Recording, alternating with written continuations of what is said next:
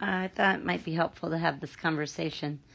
It starts with, in the middle, near the end of the section, saying, can we integrate all continuous functions? So if you think about the integration of e to the x squared, that's the one that's mentioned here. That's the one that people look at the most.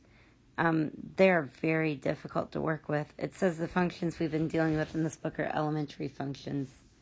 Right here, elementary functions.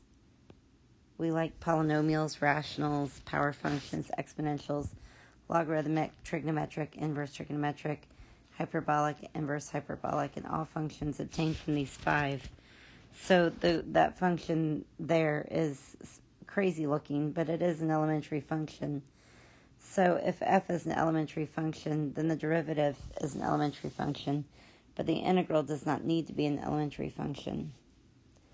Since f is continuous, the integral exists. We can define f by this equation here.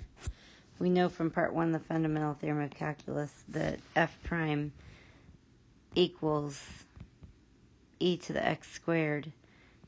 So it has an antiderivative, but it's not an elementary function.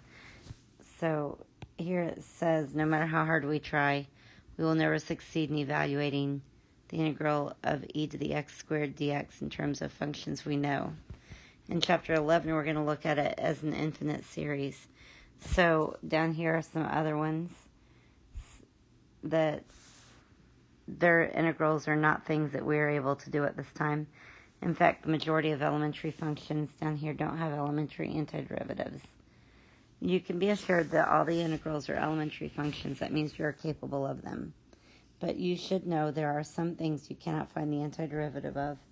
So we have other means, and that's where 7.7 becomes an important section. Thank you.